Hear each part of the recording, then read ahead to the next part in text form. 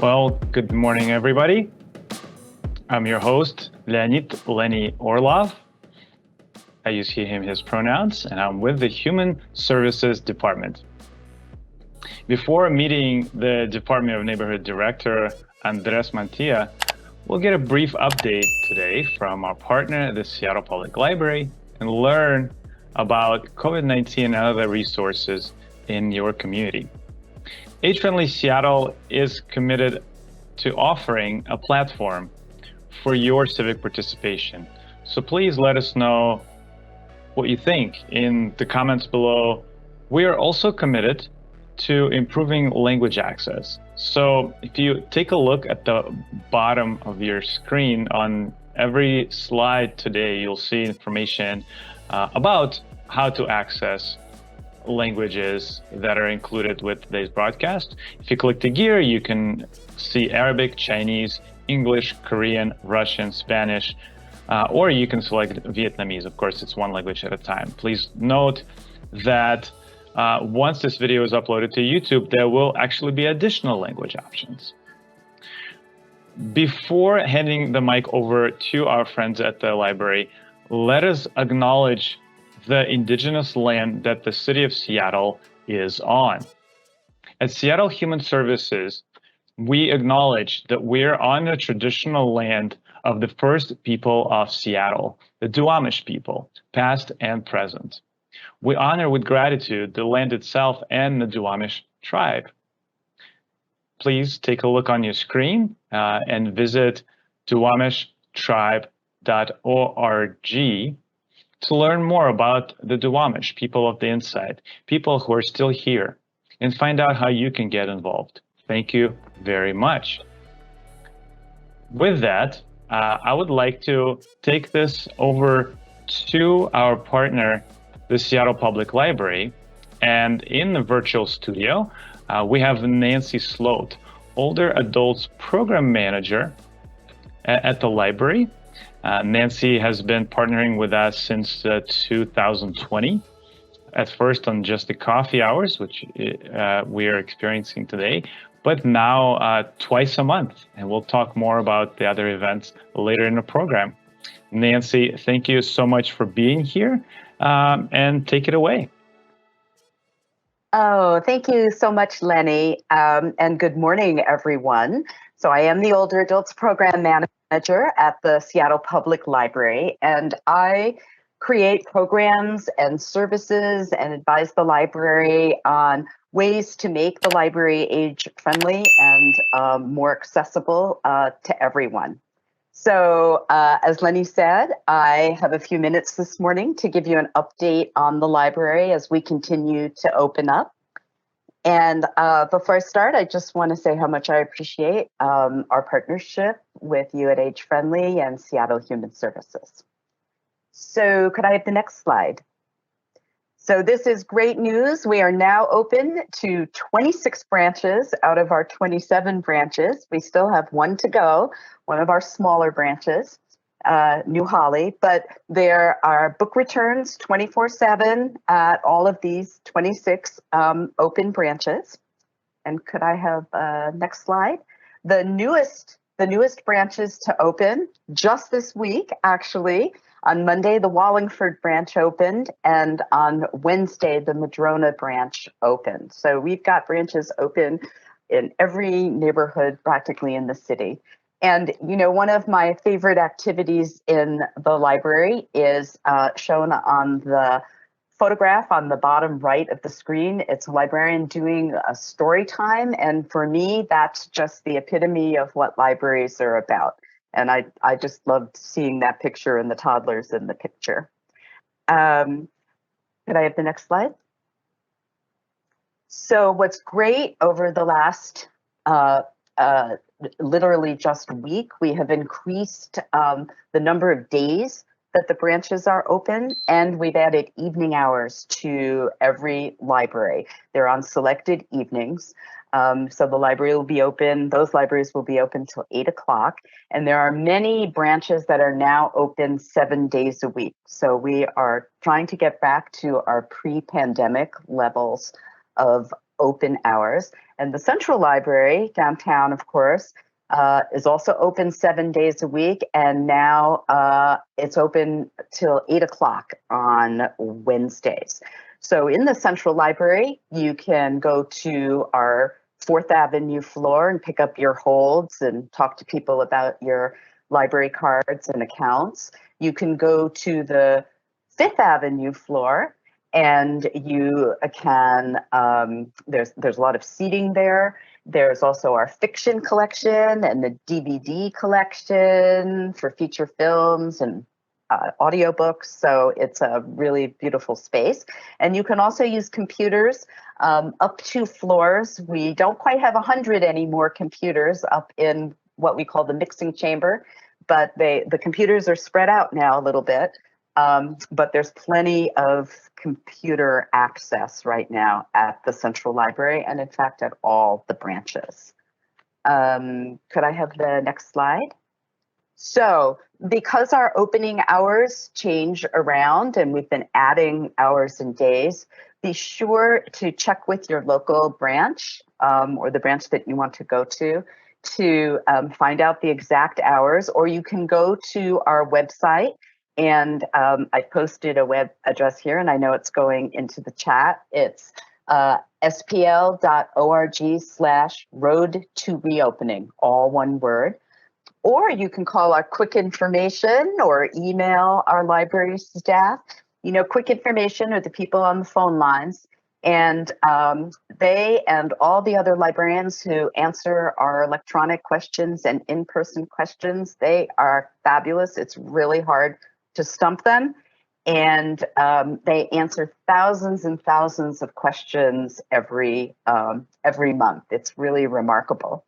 And actually, here's an admission. Sometimes I even have to call them because I can't figure out what the library's doing because things have changed quickly and I need to get the most up-to-date information. So I know, and then I can tell you all. So could I have the next slide? So you might know that we are looking, the Seattle Public Library, for a new chief librarian. Our former chief librarian, Marcellus Turner, left earlier this year for another position. And our library board of directors, we have a board of directors of 5 directors who are appointed by the mayor.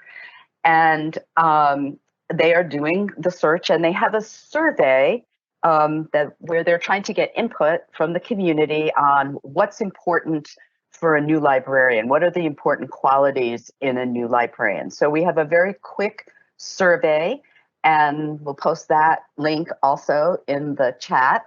And you can take the survey online, or if it's more convenient, you can always pick up a paper survey at any of the branches. But the survey closes tomorrow, the 17th, Friday. So be sure to get your input in if you want to. Could I have the next slide? So I always like to highlight a couple of our services that people may or may not know about. These are some of my favorite. And Peak Picks is definitely a community favorite as well as my own favorite. Peak Picks is a collection of really high interest, new fiction, nonfiction, where there are already lots of holds lists on them. So the library buys hundreds of copies of those books, puts them into all of the libraries. It's first come, first serve. You can't actually place a hold on those copies. So when you walk into a library, it's like, ooh, what can I discover? And the Peak Pick books circulate, check out for 2 weeks, which is a little bit shorter than what we normally check out books for, which is 3 weeks. And you can't renew them. So here's my advice: read fast, because I can't tell you how many times I've checked out Peak Picks and then like not quite gotten through it. So I've learned to read very fast on them. And the Peak Picks change every month. We put in new titles, and then we take out the titles. We retire the titles where there aren't so many holds on them. So I was excited. I put some cover art of titles of some of the new books that came in September and October. And I'm really excited about the top book that's on the slide. It's John Le Carre. Has a new book called Silver View. So he's the spy master. You might know some of his books, Tinker Tailor Soldier Spy or The Spy Who Came In From the Cold. So this book was published just this year after John Le Carre's death. And it's obviously his final novel. And I love his work. It's complex. You really have to pay attention to it. And then just one other book that I want to talk about is Secret Seattle. It's over there on the right. Secret Seattle, this is for Seattle history buffs. And it's a new title from the Seattle Walks Report. And the Seattle Walks Report, really the person behind this, her name is Susanna Ryan, and she is our very own Seattle Public Library staff. And Susanna, for years, has explored Seattle through walking through neighborhoods and doing wonderful observations, very quirky. And she's an artist and a cartoonist. And so this book is her second book, Secret Seattle. And for example, do you know about the history of coal chutes in Seattle? Who would have thought? Or what about transportation-themed restaurants? It's a really fun book. She's been out there talking to lots of audiences about it. So I highly recommend that. Could I have the next slide? And then, because I always like talking about books, I am a librarian. One of our services is called Your Next 5 Books. So essentially, you tell us what you like to read, and we'll pick 5 books for you that meet your interests. So, for example, you love historical mysteries like I do, and especially from the Middle Ages. But I need somebody else besides Brother Cadfael. You know, that's a Channel 9 Masterpiece Theater presentation, but it's based on books by an author, Ellis Peters. Or you're trying to, you're really interested in speculative fiction, like science fiction, but you've never really read much. So you want to sort of start, and we can give you some suggestions. And what's really nice is these are real librarians choosing the titles for you based on their reading, their conversations with their colleagues, and some other tools that we have to find the exact right match for you. Could I have the next slide? And then, you know, the library it's kind of a similar service. It's called Your Next Skill. And the library has always been, from its very beginning, public libraries have always promoted lifelong learning, all that informal learning that you do sort of outside of classrooms. So your next skill is you tell us what you want to learn, and we'll send back a list of resources, books, videos, websites, classes to help you learn that skill. So, you know, it can be any kind of skill at all. Let's say you want to become a better public speaker. We can send you skills. What happens if you want to learn how to be a ham radio operator? We've got you covered. And then we also have digital creativity computer classes. And these classes, actually all of our programs at the library till the end of the year are virtual. But some of the classes that I just saw coming up are on digital photography. Who doesn't want to, you know, improve their photographs from their phones? Or how about if you'd like to sell something on Etsy, right? The digital marketplace. We have a whole class on that. So you do need to register for these. Could I have the next slide? And then I just wanted to mention briefly that we have a couple of programs that I've coordinated for our older adults program. You know, Medicare's open enrollment period is coming up in October, very soon. And so we've been doing classes, kind of giving people an introduction to Medicare. And October is the time to change your plan if you're interested. So these are highly informative, and I think give people a really good background on sort of the basics of Medicare. So we have several programs coming up at the end of the month, and we actually have a program on September 25th, the same program in Mandarin. Could I have the next slide, please? So I wanted to invite you to visit the pages on the SPL website, which highlight all of our programs and services for older adults. We call it Next Chapter, and we'll post that in the chat. It's spl.org/nextchapter, all one word. And here you can find our programs listed conveniently. You can find resources that we've put together of particular interest, web links of particular interest to older adults, book lists, blog posts. It's just the place to start if you're interested in all of our programs and services. And then finally, on my last slide, I just wanted to give you my contact information, which is nancy.sloat@spl.org. And I'd be delighted to talk to anybody if you have questions about our programs, or if you have some suggestions for programs and services for the library. So thank you very much, and I'm happy to answer any questions. And now back to Lenny. Thank you very much, Nancy. We've had a couple of comments that came through. You know, we have a little bit of time to possibly even have a couple of questions there. So Nancy, we'll be with you in just a minute.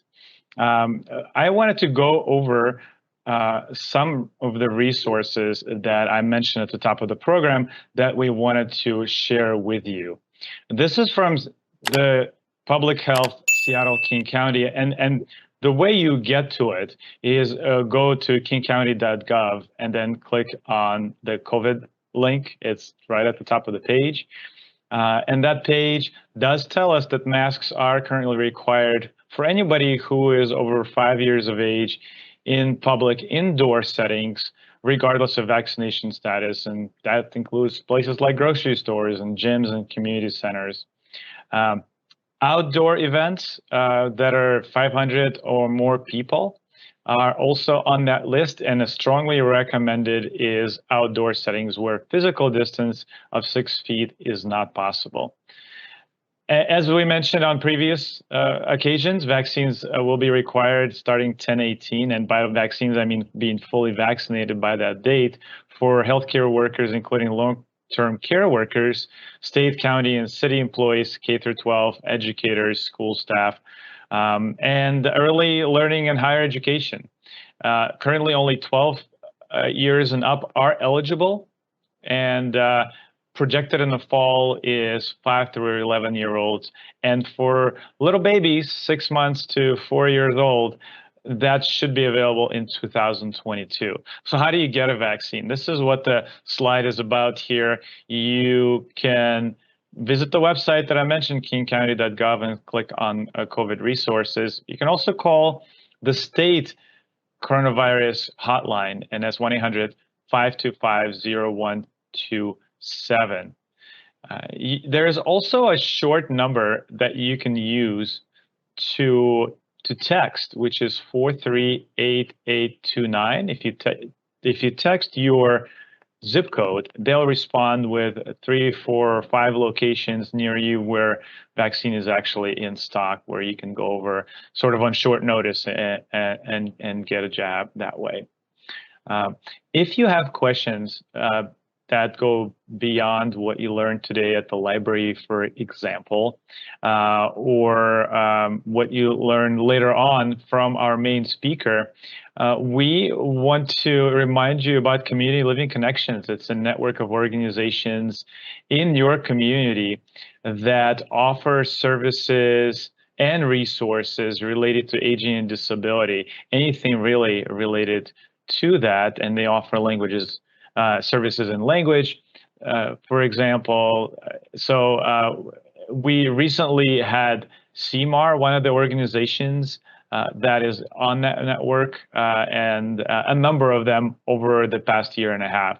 So their phone number is 844-348-5464. This is not the number for any particular agency. That's the number for the call center where they can refer you to some organization in your neighborhood that would match your particular request. Or if you're aware of one of the organizations, and if you visit communitylivingconnections.org, you can take a look at the map of where they're located. You can just walk in if they're open and get your questions answered that way. So please pass that along to somebody who may not have been aware of either of these resources. But with that, I want to go back to Nancy for a second. And in the interest of time, I am seeing just a couple of comments here. So I'll just read those out. On Facebook from Carrie. Great peak pics, Nancy. Thank you. I've been enjoying and delighted by Susanna Ryan's Secret Seattle, which is, I think, one of the ones you mentioned. And the other one there, the other comment came from our other stream, which is SPL has a history of hiring amazing city librarian CEOs. Deborah Jacobs and Marcellus Turner were both awesome. This question or comment came from Anonymous. So I don't know if you have anything to add to that, and if moderators have anything else, now is the time. Well, thank you for those comments. Appreciate that. Okay. All right. Well, it doesn't. I'm looking over at one of my moderators at backstage here. There's nothing else coming through. Is that correct? Okay. Very good. Well, you'll get to meet our crew later on, and one of our moderators will be reading out questions for the main speaker, to whom I would actually like to move on at this point. Our main speaker today is Andres Mantilla, and Andres is the director of the Seattle Department of Neighborhoods. Let me bring Andres to the stage here. Now, Andres, this is not your first appearance on the coffee hour, but it's your first appearance on the virtual coffee hour.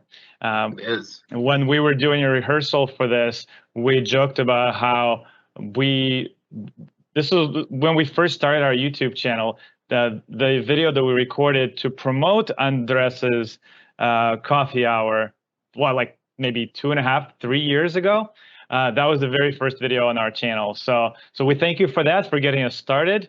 We're 260 something subscribers strong now, and growing, age-friendly champions all around. And at that time, your focus was quite a bit on the census.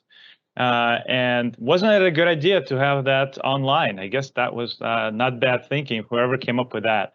But today, I think you have other topics for us. And with that, I want to thank you for being here. And please take it away. Well, thank you, Lenny, and hello again, and good morning. Yes, I'm very happy to be back with you all as one of the first, if not the first, presenters at the Age-Friendly Coffee Hour. I wanted to talk to you a little bit about the Department of Neighborhoods, our goals, our visions, some of the programs and updates that we have going on. But before I do that, first, happy Latinx Heritage Month. Felicidades, congratulations.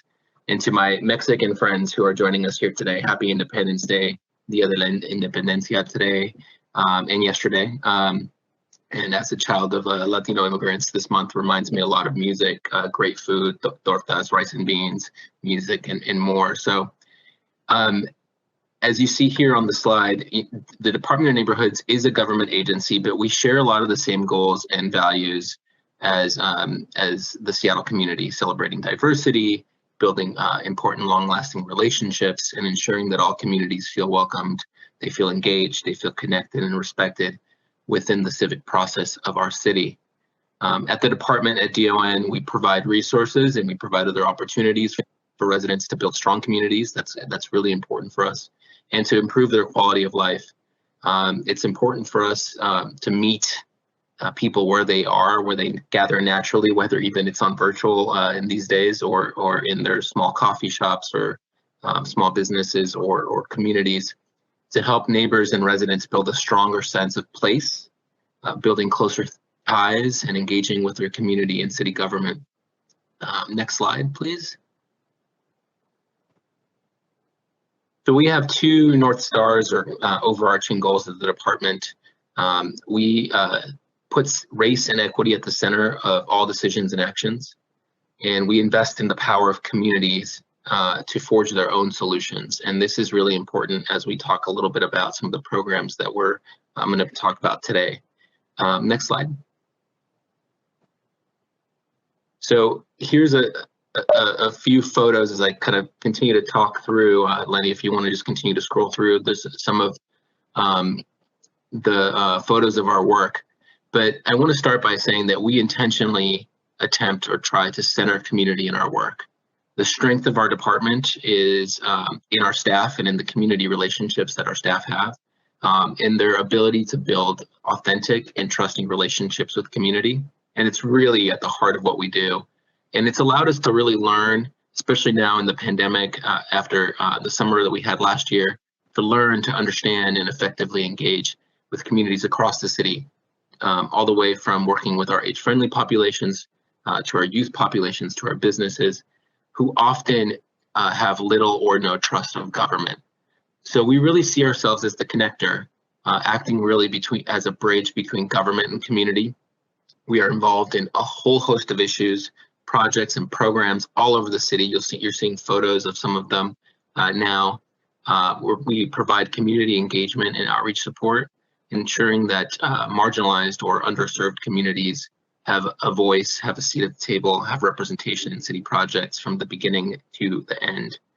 And as we do this, we also recognize historically that the people, that the marginalized people, or a lot of underserved folks in Seattle, or those most affected by social and economic injustices, have not been part of developing those solutions. And as a department, we're really committed to changing that dynamic by centering BIPOC communities, by developing relationships built on mutual trust and respect, and ensuring that impacted communities are collaborators and things are happening with them and not to them. So next slide, let's see where we're at. See some more photos. We're talking a little bit more about these programs. This is the PPEDGE program that I'll talk about in a little bit. Next slide. So we'll stop there for a second. So as I mentioned, we offer several programs, and here's just some of them that we'll talk about today. I want to start with our Neighborhood Matching Fund, which provides funds to local groups for community-driven projects. I mentioned that our guiding principle, or our North Star, is to give the power to the community to forge their own solutions. Neighborhood Matching Fund is at the lead of that strategy. This is a fund where every award is matched by community through volunteer hours, through locally raised money, donated materials, or other in-kind professional services. There are two levels of funding that I want to talk about, which we worked on this year, from small amounts, from very small amounts around $5,000 to larger amounts around $50,000. And what we try to do is fund programs that really get at the heart and soul of communities, bringing folks together, for example, for teens to build a mural that's really impactful to that community. One example of that is the Sandpoint Naval Station mural that supported a celebration to recognize the resilience of Ethiopian women, specifically during the pandemic, and really honor some of the lost ones, the loved lost ones. And so if you want more information about that program, we'll put a link in the chat if my co-moderators maybe can do that. And you can find all the information you want there, as well as past projects that were awarded by the Neighborhood Matching Fund.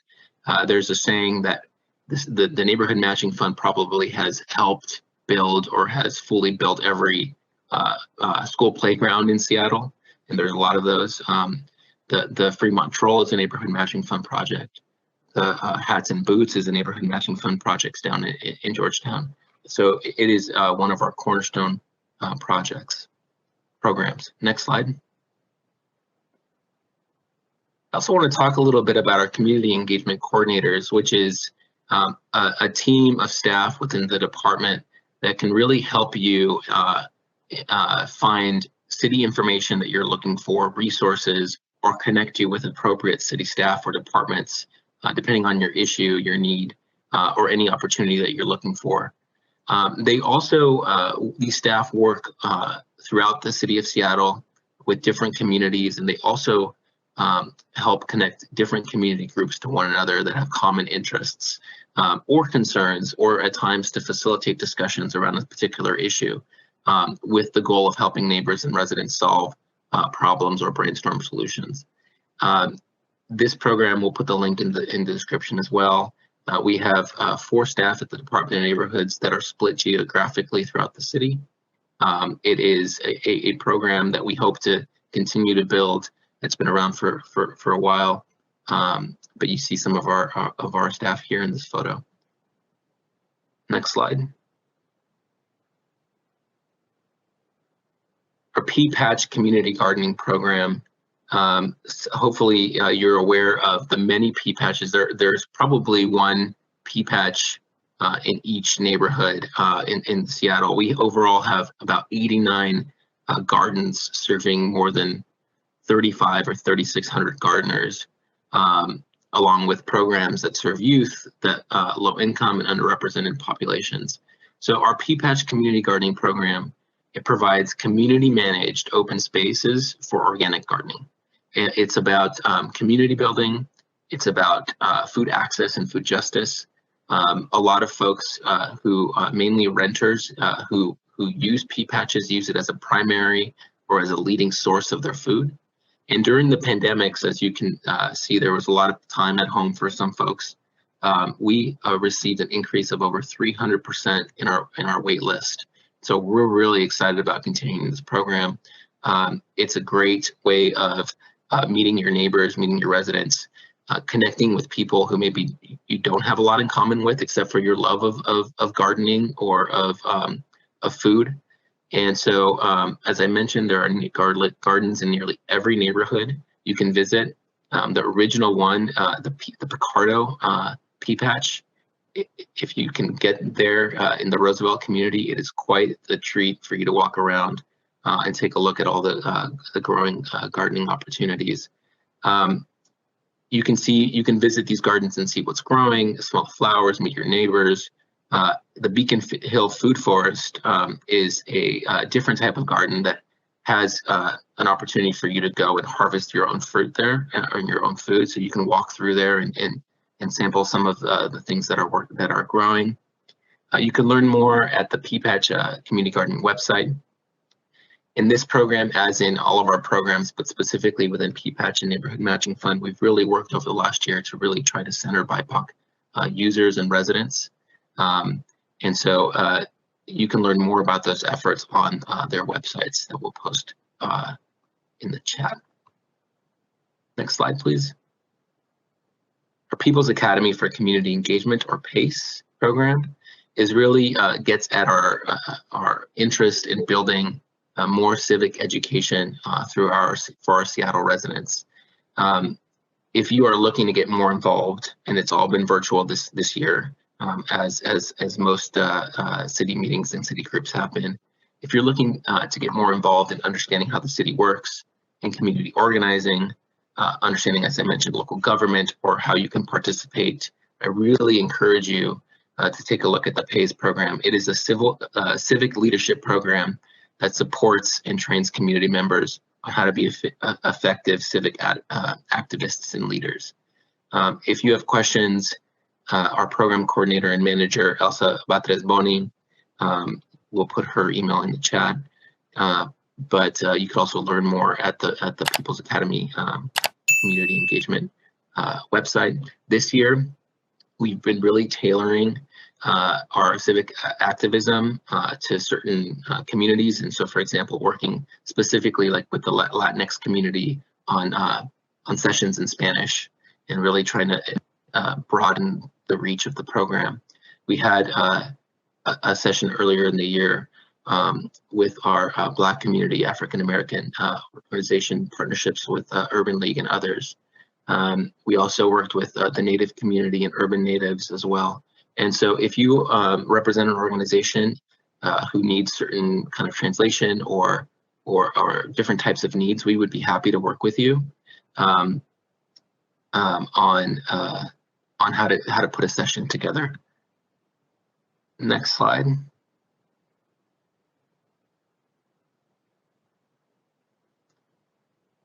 The next slide is our community liaison program.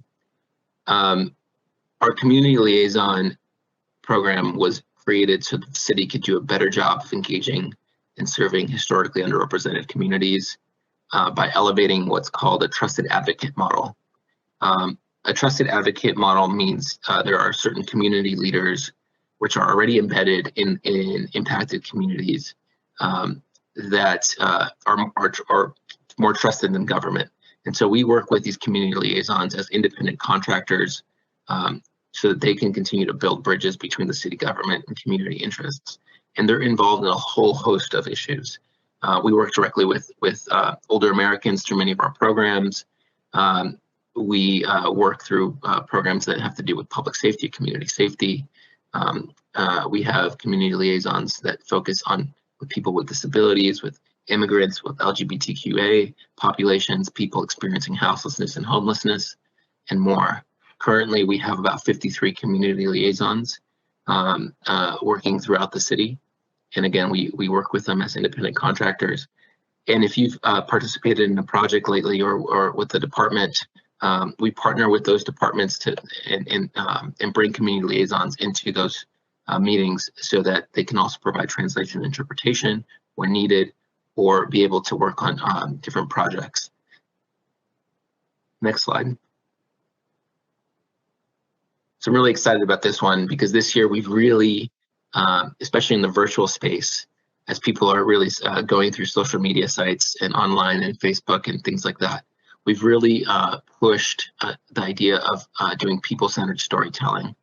In our blog, which we can put in the chat here, is full of essays, of stories, of photos, visual art, and other media that have been created directly by people in the community, which we've compensated for them to tell their stories, their experiences, sharing their experiences during the pandemic, sharing how they are reimagining Seattle.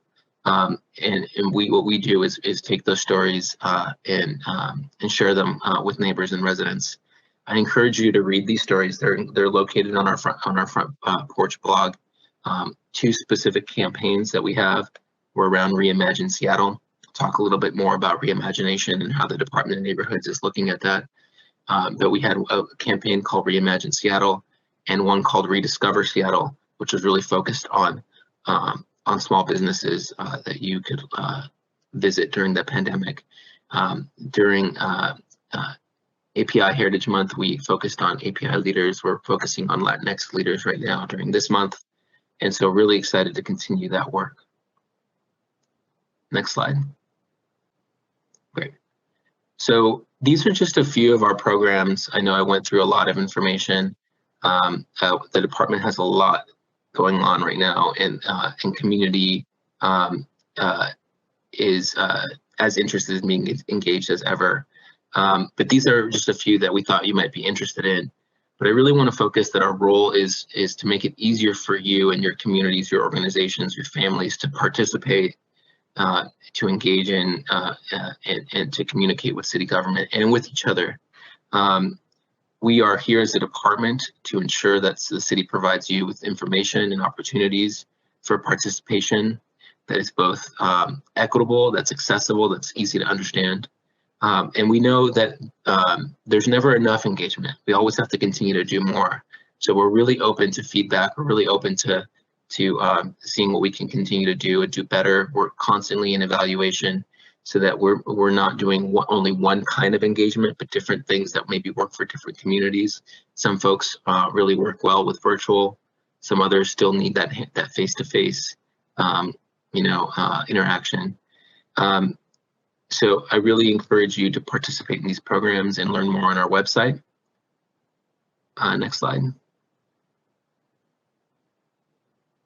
So before I go to question, I just want to talk a little bit about as we are coming out of the pandemic, and that's even, with the Delta variant and everything else. Lenny just went through the vaccination status stats and dates.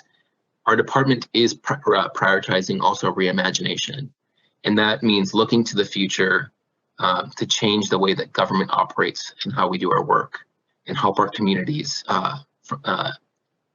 exit the pandemic, and address generations of racial injustice. We welcome your ideas, as I said, your guidance, your leadership, your partnership, your friendship, and your stories. And please don't ever hesitate to reach out to us. Reach out to me. We put my email in the chat, andres.mantilla@seattle.gov. And now I'll pause here and happy to answer any questions. Thank you. Thank you very much, Andres, and happy Latino Heritage Month started yesterday. I didn't mention at the top of the program, but we did mention all the tweets that we put out. So certainly, thank you for bringing it up. As I mentioned, we did have CMAR community clinics on the program last time with Jorge Madrazo. And Dr. Jerry Garcia talking about their museum. So kind of started early, but the month goes all the way through October 15th, I believe. So we'll look out for more content from us on social media. So at this point, Andres, please stay on the stage. Here, I promised I would introduce my crew here today in the virtual studio, and you won't get to meet them per se, but they're hard at work right now. We have Gita Hammam, who is actually in a couple of virtual spaces right now and passing along the questions. We also have Meg Wolf, who is primarily putting in all the useful links that Andres has been mentioning. Karen Winston, though, will be on the stage momentarily and there's quite a few questions and comments that are coming through that we will be getting to. And last but not least, we do have Justin, who is in our Facebook Live version of our stream and has seen some questions come through there as well. So with that, Karen, I'm gonna invite you over to the stage. Hi, Karen. What questions or comments do folks have there? Thank you, Lenny. I'm not seeing any questions right now. Okay. If you have a look there in the Q&A at the bottom right, it should be highlighted in orange. Yeah, I see one right there. So let me start off by reading it, and maybe we can come back to you for the next one. Okay. So the one I see here, it says, years ago, Neighborhoods published a book called Involving All Neighbors about ways to involve people with disabilities in neighborhood activities. Please consider updating the book and republishing, print or online. I guess that's not a question, it's more of a suggestion. Yeah, I'm familiar with the Involving All Neighbors book as well. We have updated it. I would invite you, and I'll grab the link here in a second, maybe put it in the chat here, then you can, I don't know how I'll get over to the Facebook, but our community resource hub now encompasses a lot of that information, and it's online. You're right, we haven't put it in print over the last year because of the pandemic, but we will look at that in 2022 for sure. Awesome, thank you. And I trust our moderators will grab a link and put it in both chats that are going on right now.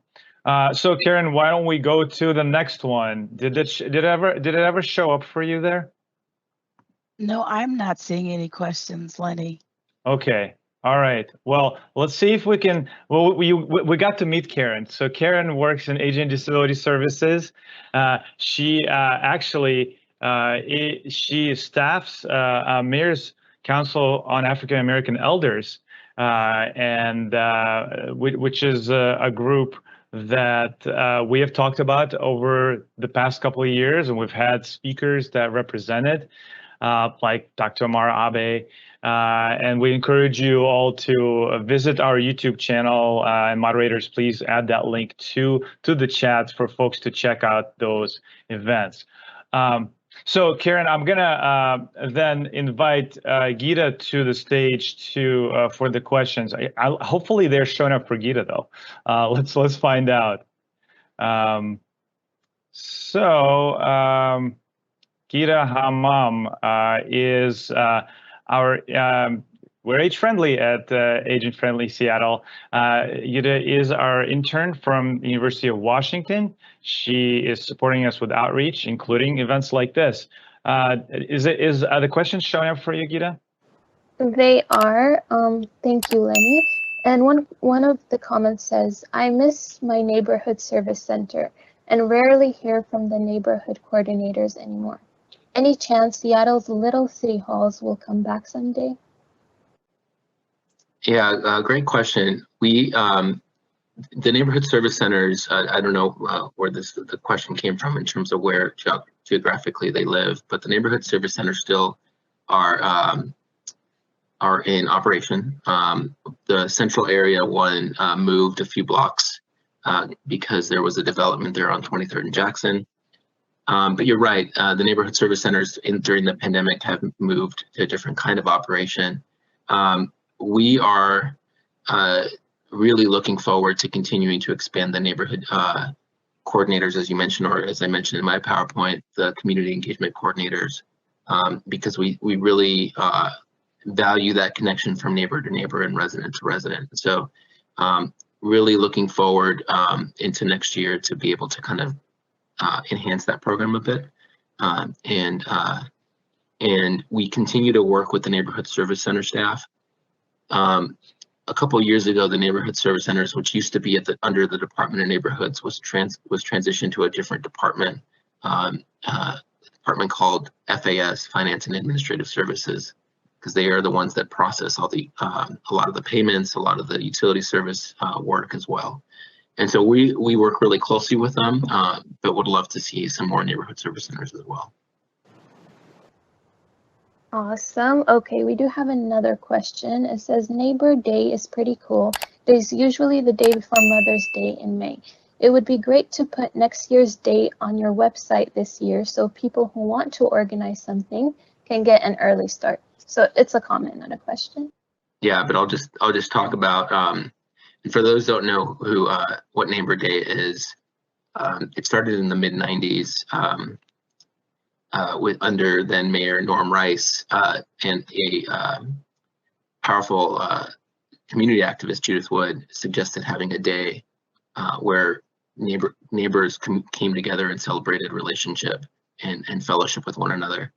And so it's been going on since 1995. Last year, it was in May, right around May 8th, I think, right around Mother's Day as well. It was really focused on kindness to one another. I'll put the link in the chat if I can find it. But it was to take care of everybody. Obviously, during the pandemic, there was a lot of focus on checking in with your neighbors, checking in on those folks that needed access to groceries, to services. And so we haven't determined a date yet for 2022, but as soon as we do, we'll upload the new day on the website and push it out so that folks can start organizing. Cool. Okay, that's great to hear. And then there's. Sorry, Gita. Sorry, go ahead. I was gonna mention that Mother's Day. I remember that was a thing that when we were recording that video that came up. So I guess we tend to do things around those times. And I think maybe is it Karen? Are the questions showing up for you now? I think we may have been able to fix what was happening there. Can you give me a thumbs up? I want to make sure that we can hear from you as well. Thumbs down. Okay. All right, Gita, you're back on. Okay, and another question says, do you partner/connect with city staff working on issues and concerns surrounding homeless encampments in various communities? We do a lot of partnership with the Human Services Department, HSD, around homeless encampments, tiny villages, shelters, and our staff. We have a whole staff dedicated mostly to that partnership. You know, with the new King County Regional Authority, I don't know if you guys have had a chance to cover that. A lot of those relationships will transfer to the regional authority between Seattle and the broader county.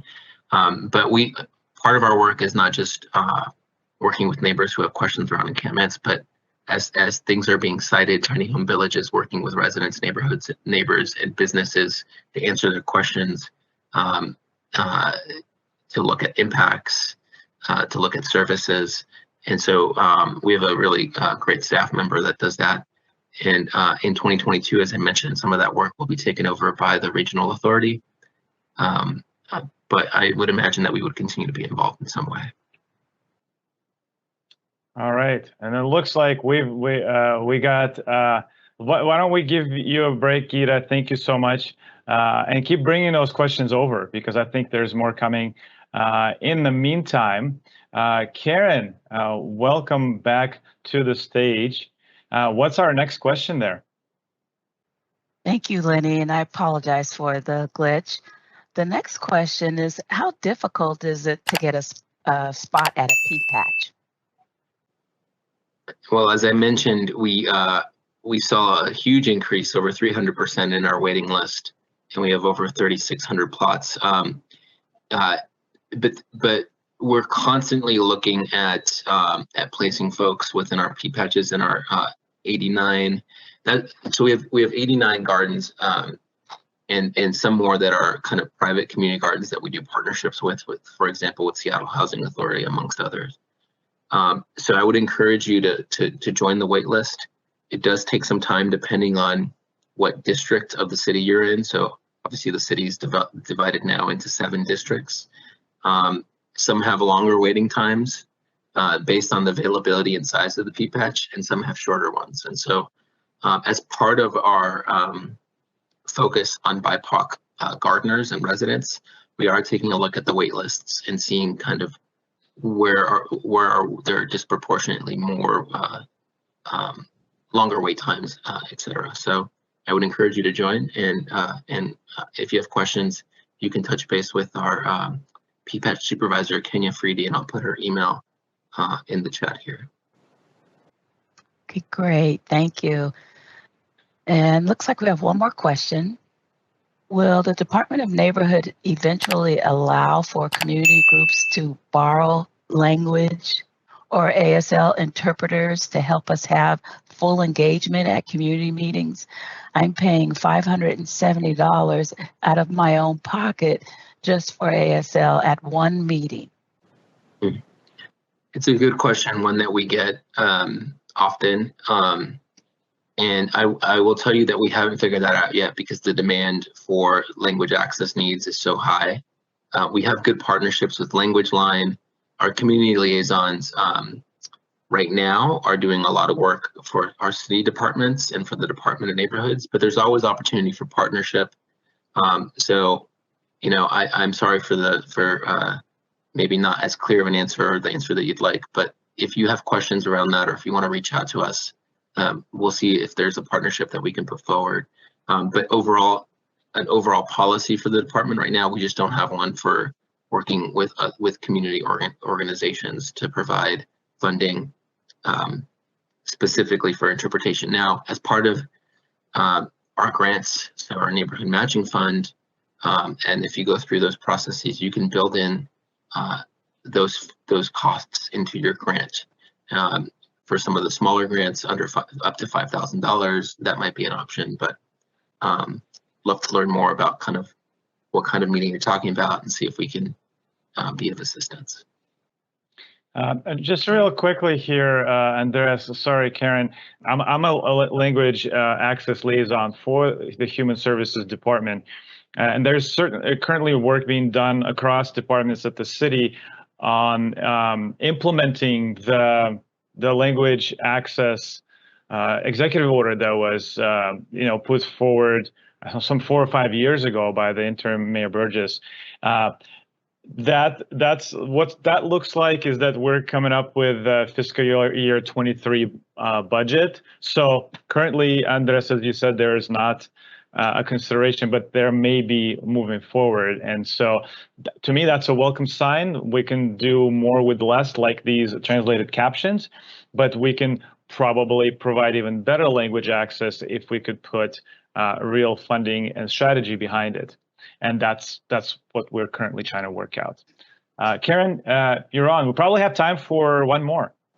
Okay. Last question. Are the community centers open to the public? If so, what assistance and services do they provide for the public on the phones or in person?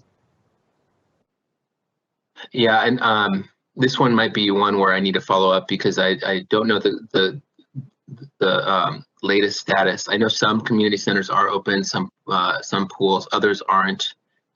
They have a whole host of virtual opportunities on the park's website where they're providing different learning opportunities, different interactions, different classes, etc. But because of the nature of the pandemic of where we're at, I don't quite know which ones are open and which ones aren't. As a parent, I know that I've tried to look at some kids camps as well, for sure, during the summer and the winter. So I'm very interested in the answer to that question, but we can come back with information. Awesome. Well, thank you, Karen. I'm glad we figured out how to get the questions to you. Thank you so much for your assistance today, for being our guest moderator. We'll see you later. And Andres, I wanted to, and I think you'd mentioned that you had transitioned in neighborhoods to some virtual options. And this question was about parks, but parks department in neighborhoods, right? So the community centers. I wanted to let you all know that even before the pandemic, we had this idea of having hybrid events, because these coffee hours used to happen at the wonderful central branch at the Seattle Public Library, but we know not everybody can travel to downtown to meet with department directors like Andres and like Sam last month. We from the Department of Transportation, we know that we have to come up with a solution. And now that we've been virtual with these events for a couple of years now, we have learned how to do that part fairly well. Now, how do we hybridize it, if that's a word? And we are currently working on a pilot with the Parks Department, and specifically with lifelong recreation. And I know I didn't send this along earlier, but if we could add a link to lifelong recreation, that's a division within Parks and Rec that provides programming for people over 50, which is a close partner of ours. And so what we'll do is we'll pilot at a couple of centers where we could get people in there socially distanced once Delta is a little bit more under control. And if that takes off really well, then what we can do is we can then go to other community centers. We can go to senior centers. We can go to community organizations that are not part of the City of Seattle system. And we would certainly welcome Department of Neighborhoods assistance with that, because we want to make sure language access is part of it. And so liaisons, your community liaisons that work with you would probably be really amazing partners. Happy to have that partnership. And I did confirm just now that right now community centers seem to be closed except for child care registered programs and certain drop-in programs. So the link here on Parkways, it's called parkways.seattle.gov, gives you a whole list of those services that are open right now, including pools, including boat ramps and boat launches, etc. Great. Thank you for that. We'll pass it along. And if more questions come in after we're off the air, we will be sure to let you know, and we'll engage in comments on YouTube and possibly Facebook, since that video will be available there very shortly. Andres, thank you so much. We appreciate you staying a couple of minutes over, and we hope that next time we can do this in person, just like we did the first time. Thank you so much, and we'll talk soon. Sounds good. Take care. And we have reached the end of our program, but we have more in store for you. Coming up, this is one of those rare Friday events that we'll have. It's going to be at the same time, 10:30 a.m. On Friday, the 8th of October. We will be welcoming Kimberly Mack, the Executive Director of Alliance for People with Disabilities. This organization is our partner with our discount program. They help distribute our discount cards for people with a qualifying disability who are between the ages of 18 and 59. But next month is Disability Employment Awareness Month, and we actually have our Human Resources Department joining us a month from today for another coffee hour to talk about what the city is doing with that. But on Close to Home, Stories of Health, Tech, and Resilience, also a partnership with the Seattle Public Library, we'll hear from Kimberly about what that organization does in the realm of disability employment. A reminder that with any aging or disability issues, you can always turn to Community Living Connections by calling them at 844-348-5464 or visiting them on the web at communitylivingconnections.org. If you haven't already, please give this video a like wherever you're watching it. Leave us a comment. And certainly we welcome you to follow us on Facebook, Twitter, Instagram, and certainly become a subscriber, an age-friendly champion right over here on our YouTube channel, which is called Aging King County. Thank you all so much for joining us. Looks like the sun is out, so we won't keep you any longer.